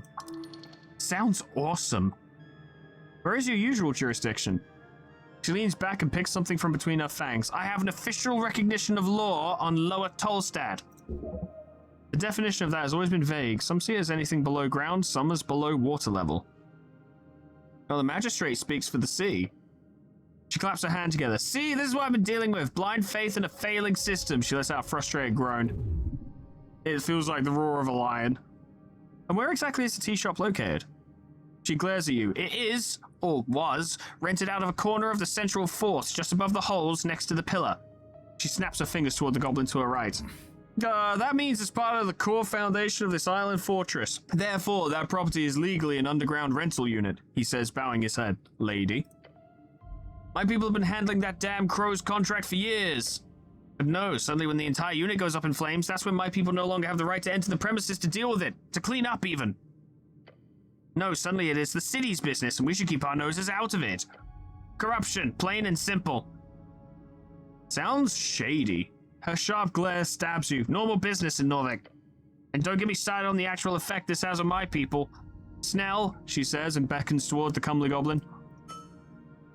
He approaches the roots and takes a bow. Lady Sageleaf. And then he turns to you. The magistrate says it was an accident involving a fireplace failure, and they've yet to send anyone in to actually investigate the scene. You want to check it out yourselves? Of course. The lady glances at him, to which he responds by making a nervous face. He's embarrassed. The explosion occurred on the 21st of March, just past noon. 3 minor injuries were reported in the area. Luckily, foot traffic was low at the time of the incident, so despite the massive kaboom, no dead folks. Who are the injured? The star witness. We managed to get one name in the chaos, a certain Frank, son of Frank Frankson, who was said to have walked away with lesser burns. That's a sort of prefix used by Earth folk, a human most likely. I regenerated because I've spent ages standing around doing nothing. He was apparently dressed in a fancy yellow outfit, whatever that means. Beyond that, we have some conflicting accounts. One person said, quote, he looked like one of them dungeoneers, you hear? A real adventuring man, end quote. Another said he was looking to get out of trouble, heading right down the stairs to Water Lane. Either he went down to the dungeon or over to Water Lane. Got it. And remember, if he's wearing yellow, he's got style. He knows someone who wears a bit of yellow. He's a scary man. Frank, son of Frank? Yeah. Ha! The goblin knows it's fake, but it's their only lead. Cool name. Sure. A dungeoneer? If you believe it, that comment was from one of the militia members. Could be smart to check the city below, just in case, despite the dangers. Yeah, we know someone down there. Down to Water Lane? Yeah, it seems like he was heading in that direction, though down could mean a number of things, Water Lane included. Fancy yellow outfit? I'm assuming some type of Reedsian fashion. Maybe. Was he inside at the time? I doubt it, he says, considering the state of the building. Why was he there? We don't know. He is annoyed to have to answer that question. Where is he now? Well, we don't know. You just let him leave? I wasn't there, cleric, but yes. The militia did let him leave, since they were busy dealing with the fire. Although one of the militia members mentioned him just calmly walking away down the stairs. Maybe down to the crossing or somewhere else. We don't know. Anything else you do know? Snell gives a nervous look to his master before answering you. We have theories, but we need proof. The lady raises a claw. The unveiling has begun, cleric. Secrets in the ashes. Corruption, madness, she claws her wooden throne. Politics! Bureaucracy wears her down. This is clearly the work of a rogue spellcaster, someone who cannot go unpunished. I mean, everyone's leaning in on this rogue spellcaster angle, which makes me think that's not the case. But that might be a fake out, and that it absolutely is the case. A rogue spellcaster? Isn't there an anti-magic task force we can call for? Why, yes, there is, she exclaims. She points with a sharp finger. You! The Arcana Clerics of Earthguard, one of the few authorized spellcaster groups in the city, often used as a task force in esoteric events, accidents, and magical assaults. Intelligence, why did you not chime in before? You've embarrassed me again. The lady clears her throat, loudly. I formally declare a joint venture. The Halfway Bridge Tribe and the Earthguard City Clerics shall investigate the tea shop on Pillar Road and bring justice to those who seek to harm the peace. No creature foul or fair shall escape my rage. The words seep out from her maw, burning the air. Every goblin in the chamber looks upon her in awe. She is theirs to serve. Nod solemnly. She looks upon you with a grim expression. The goblin is worried. Her hope is that you step it up and take on this investigation properly. Her fear is that you will screw it up legendarily. Snell, she says, waving towards him. Yes, Lady Sageleaf, he says, bowing his head. You're the handler of this case. You've worked on it since the explosion. You know more than anyone. You catch the goblin trying to stop a grin spreading from across his face. I want you to represent the tribe in this venture. His face lights up. A goblin and a cleric. Together you will have access to both Upper and Lower Tolstad. His expression is that of shock. He did not expect this. Well, do not disappoint me, Snell. A new member to the party. He ignores you. The goblin takes a deep bow. Yes, Lady Sageleaf, your will be done. The evil forces at work will be vanquished. Huzzah! Miska Sageleaf looks at you the way one observes kitchen mold. This guy? He is the one? Just keep him in line. First priority is the tea shop. We need to gain access. Your new goblin companion gives you a quick wave. Let's go, cleric. Snell has joined as a companion. You can speak with him if you need help finding your way across Tolstad. For as much as she told you, there's a danger you're missing here. The lady is keeping information from you. You should investigate the tea shop thoroughly. And we should also look for that witness. Yeah, Frank, dressed in yellow. He winces. Either on Water Lane or down in the sea below. Yeah, the port or the dungeon. I'd suggest the port since it's slightly less life-threatening, generally speaking. How do I get access to the tea shop? Talk to your boss, Darrow. Or I guess he's not your direct boss or whatever, but you'll need to get an audience with him if you want to get inside the tea shop. And where is the tea shop? You know the massive pillar reaching endlessly up into the sky? Yeah, just west of that. What pillar? Very funny, asshole. It's quite silly to think that anyone within 100 miles would not be aware of the precise location of the gigantic stone pillar reaching up infinitely into the sky, especially when it is located less than 100 feet from your current location. Just look up. Let's go. Yeah, let's go. Neat. I have a friend now. Snell, we're going to get in so many fights, and you're going to deal with them for me. Can't wait. In all of my brilliant intelligence, here's what I'm going to do. We're going to end for today. But the first thing I'm going to do is plant myself right near that fucking bugbear lady so that I can get the spells from her. Because, you know, I want spells. I need more magic, more druidic magic. Oh? A tucked away bird's nest, Ascani gulls, perhaps? Too far away. You see a bird's nest nestled on the edge of a protruding stone tile. Got some eggs in it. And you spot something shiny below as well. It appears unguarded. Scary beasts, those gulls, but whoever made this nest isn't around, so... I'd really like to climb out there and give it a shot. No. Oh, come on, just a little thrill? Push it, despite your groaning stomach. No, you will die. Oh, I fell into the river once, why not twice? Your gut twists at the thought of tumbling down those red rocks. Stop this, you have nothing to gain. Nothing? Now that's just not true. Your job is self-preservation, this is not it. Self-preservation becomes a lot easier with coin, gotta risk a little to gain a lot. Nothing here to gain except another death. Boring, so very boring. But... could be worth the reward, right? Yeah, it really could be. Then go for it. You know you can do it. You're as nimble as an Allegrian cat. As fast as a tumbling Volgini screamer. You can do this. Oh. Oh no. Do it. You begin the climb. Hands gripped around the ancient stone, feet slipping, eyes searching. Can you reach? Of course you can. You can reach anything you set your mind to. Oh, that's a dangerous check. Fuck it. Ah. I was so close. If I wasn't exhausted, it would have been fine. Suddenly you lose your grasp of anything solid, followed by air, then down, then... I'm in the lake again. I'm in the drink. Everything is cold and strangely familiar. Your drenched uniform clings to your flesh in the red rock of Tolstad. You are alive. Get up. You realize where you are. Or at the very least, an approximation. Right below the entrance to the Goblin Garden. You're lucky. If you got swept out to sea, you'd be... well, dead, for one. Like, completely DIP'd. I need to get out of there. Snell! Something in this crack. Oh. Shard of Jour. That's a good find. Hey, there was something valuable down here.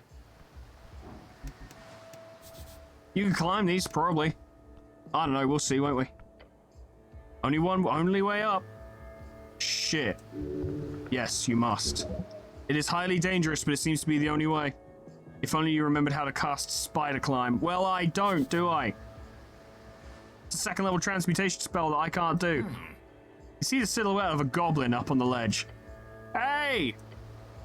Jesus, you went all the way over here, huh? A common slang, shortened from Geezus. Geezus, a titan who roamed Ascani during the Fade era, famous for his visual similarity to a goose, only a lot bigger. Some ancient monuments found in modern-day Vizcar seems to indicate that this titan died for the sins of all minor geese. Goose Jesus. Geezus. Right. Just a second, gotta check around down here first. More specifically, I need stuff that makes me stronger. Well, that's as good as it gets.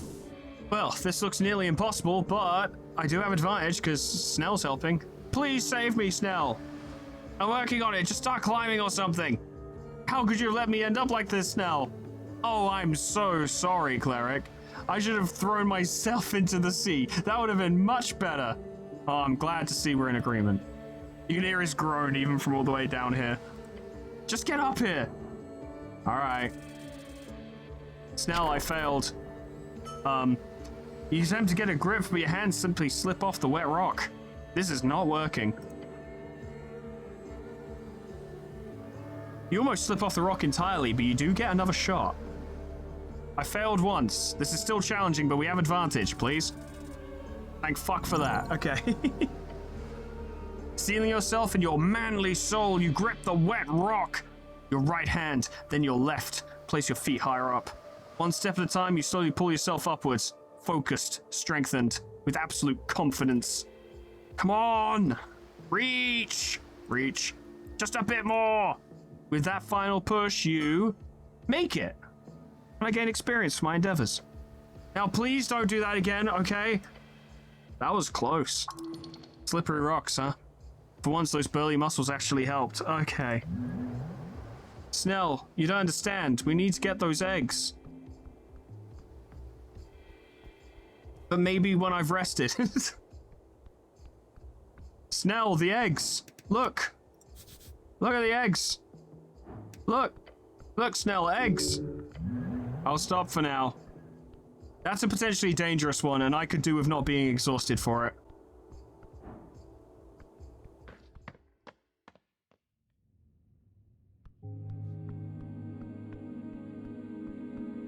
It's 6:30, and I've done something of value.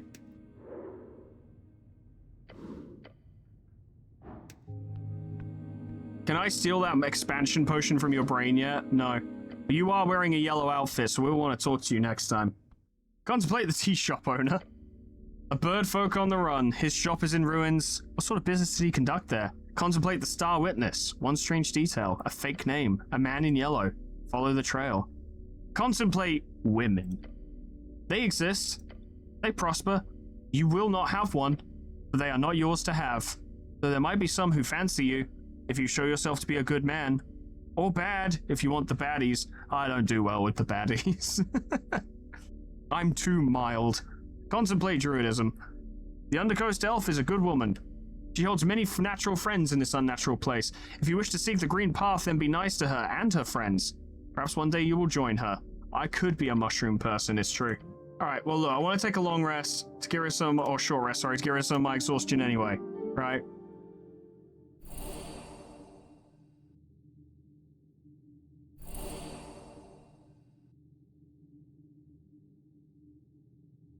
And I restored a spell slot. That's useful. It wastes time, but, well, that is literally what I've been doing this whole time. Can't help it. Oh, leaving. Oh, alright. Dusk, I suppose it is, of day 1.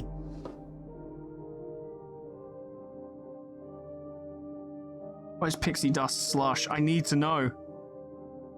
Oh, I can get my dexterity a bit better. Yeah, +6. That'll help.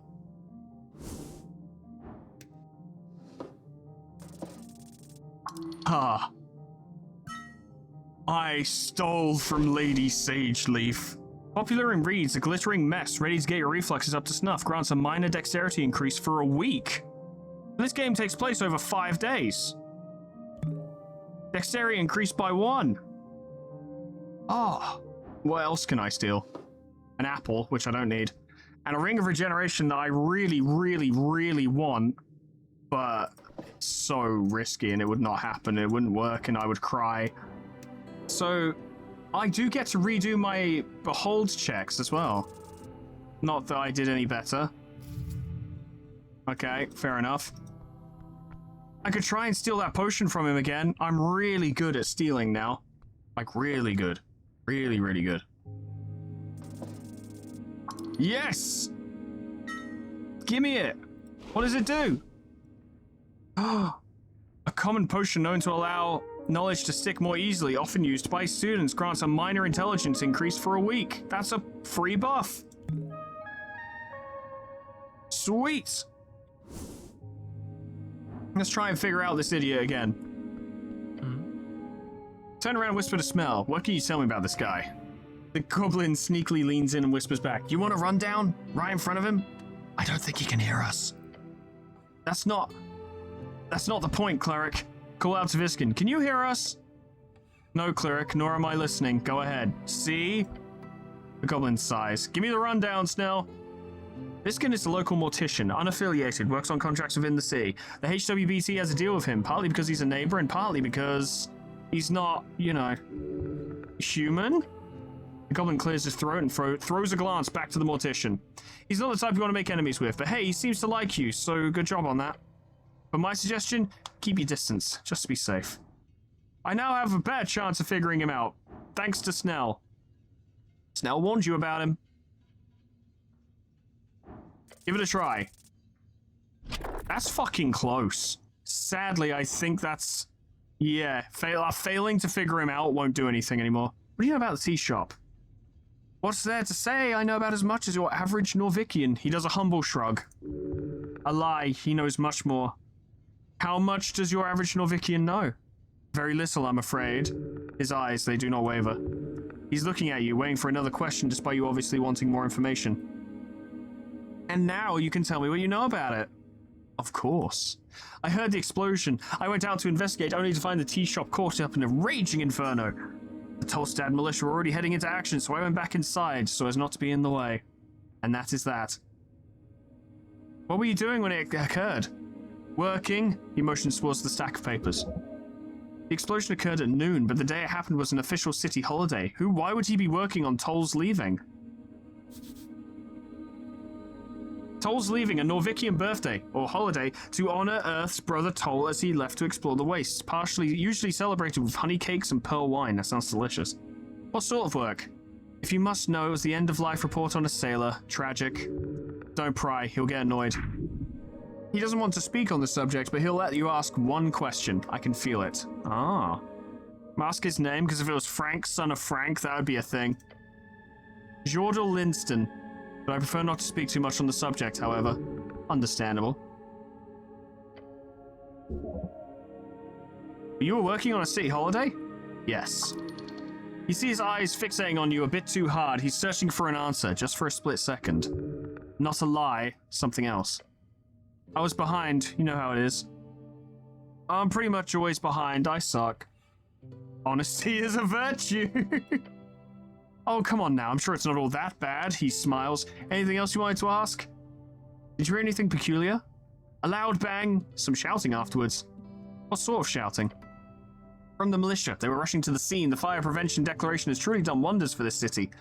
How loud? It shook the Lich House, and mind you, this is not some ordinary basement. This is a remnant tower going hundreds of feet deep into the earth. I'd be surprised if anyone on Tolstad missed it. Nothing else? As the entire district almost turned into an inferno, yes, there was quite a lot of commotion. Nothing that stands out, however. Like actually nothing else? Not that I recall. Are you sure? Hellman stares at you for a while. He does not want to tell you anything else. While he has not been lying, there is something missing. Interesting, but you shouldn't pry more. Pretty sure. Well, that's enough about the sound. I'm done asking questions. Can I ask any more personal questions? Ah, stop. You've already wasted enough time. Just leave. Pale Man shifts in his seat. He makes it clear he does not want to answer these personal questions. Very well. What the hell should I ask about? Ask what you can do for him. Be his servant. Absolutely not. There's discontent in your stomach. Gods, get out of here. The Pale Man produces a sound close to a cough. Do you ever wonder about the world? His eyes light up. Certainly. The feeling. No, you do not have the ability to produce words able to describe it. Not yet. Same. His eyes grow dark once more. Anything else? We should come back to that if we become more... Actually... Good to hear. Yeah. We can have a conversation. That gives Constitution. And that gives Constitution. Okay, we don't have to go that crazy with it. Yeah, that'll do. Lad, talk. I have some personal questions. It's fine. His spirit recoils. What should I ask about? Do you ever wonder about the world? His eyes light up. Certainly. Tell him that unfounded feeling of decay. I have a creeping feeling we're stuck on decaying flesh. Oh? His eyes pierce yours. No, the horror is too great. I can articulate that, though. I cannot articulate the horrors. Ah, well, do not worry. Sometimes it's difficult to do so. His eyes grow dark once more. Anything else? I can actually do it. Nah, thank you, bye. Oh, I can figure this fucker out. Yeah, that gives me more constitution. Yeah. Biskin, we're not done here. We're not done here, lad. We're not done here. Personal questions.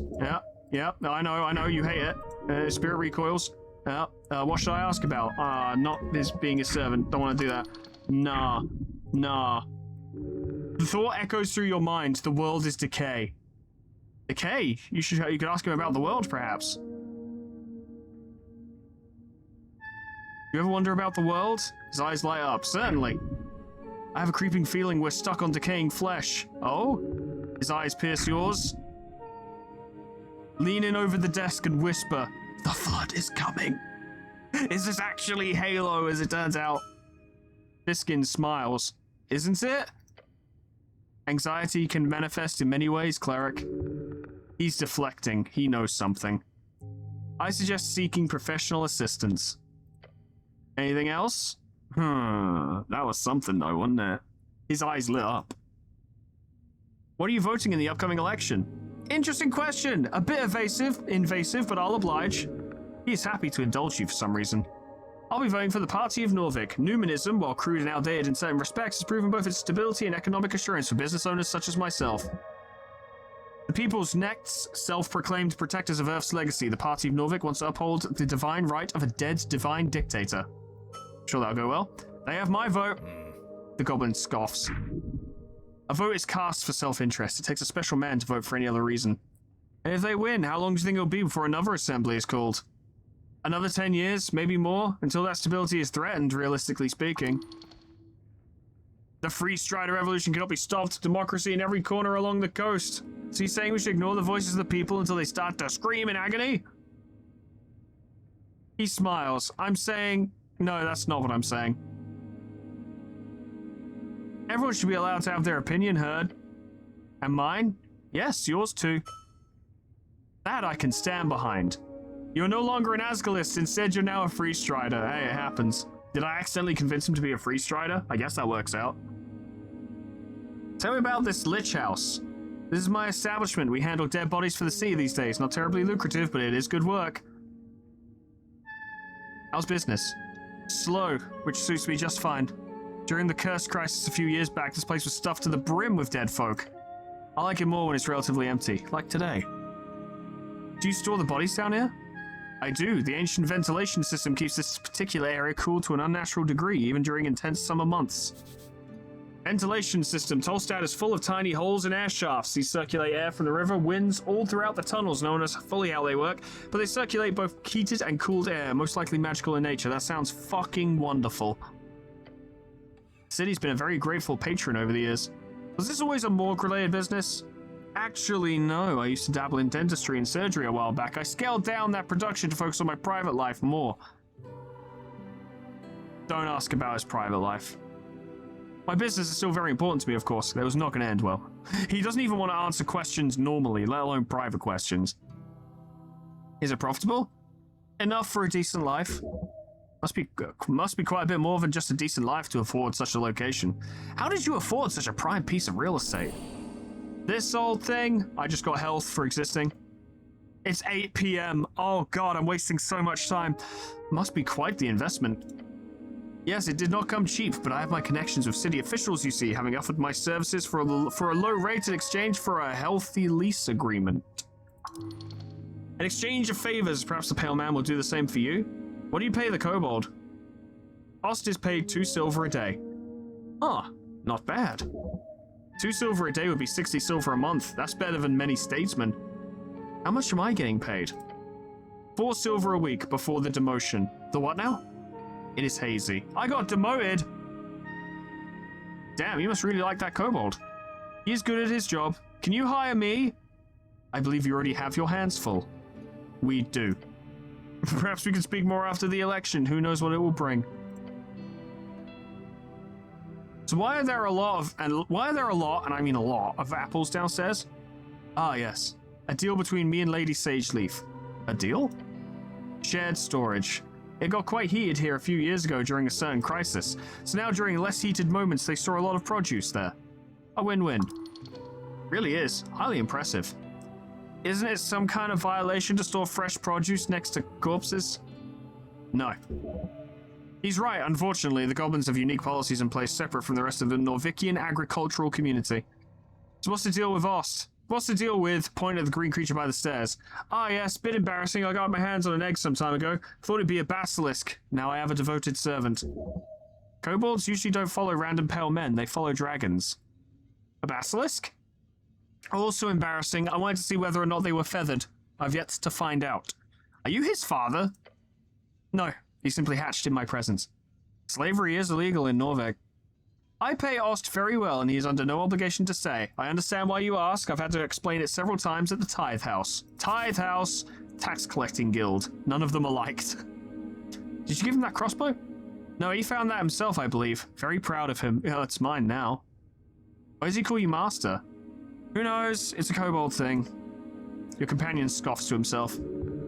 While hard to read, it is not a far stretch to say this pale man could enjoy being called master.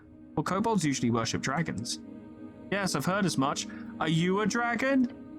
No, sadly not. Your comment amuses the pale man. I have other questions. I've run out of personal questions. Good to hear.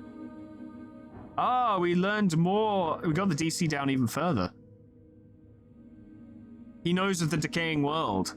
If I wasn't exhausted, it would go down to 22, and with my +6, that would mean at 16 or higher, I would succeed, and that is feasible. In fact, it's feasible right now, just unlikely. Thank you, bye. Alright, I want to plant myself near the bugbear so I can talk to her next time. I didn't mean to do all of that, but I got caught up. You understand? I got caught up because it's all very interesting to me, and I wanted to know more. I got caught up in it. I got caught up in the sauce, you know? Touch the pillar.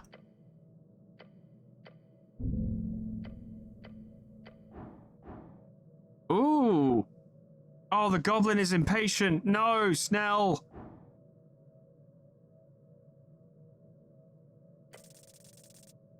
Snell, you fucking dick.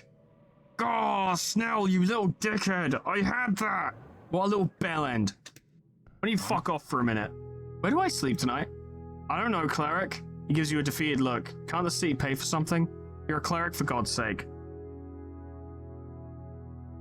Can I sleep in the Goblin Garden? No? Or I mean... He thinks about it for a second and then once again says, no. I can just not sleep, that's fine, right? Are you asking for permission? You'll get exhausted if you don't sleep, cleric. If you do not take a long rest 8 hours before dawn, you get 6 levels of exhaustion. If you get 10 levels of exhaustion, you die. Actually, I should really find a place to sleep. Smartest thing you've said all day. Can I sleep with you? No, and seriously, don't phrase it like that. Maybe I can sleep with Viskin?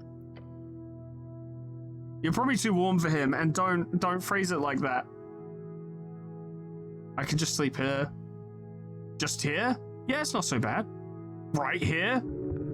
His reaction to that statement will not change no matter where you go on this river fortress of a district. Okay, maybe not.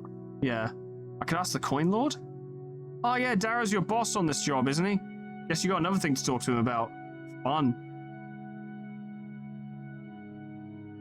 But if I tell him to bugger off, then I could do this. But you watch, I'll tell him to bugger off, and then I'll fail the check. I'll just waste like 5 fucking shards of Jor. I'll keep that in mind. We won't be doing much investigating down here tonight, obviously. But... Oh, she's gone. I just need to wait until nighttime to come down. Fucking... All right. Okay, well, I'll leave it there, because I've done a lot today, while also doing very little at all. Thank you all so much for watching. I don't actually know what I'm going to do now. I guess I need to find a place where I can stay the night. I need to sort out my lodgings. That's probably the most important thing, because I suspect it might be a little bit tricky, or cost money, or both. I also need to sort out my spell book.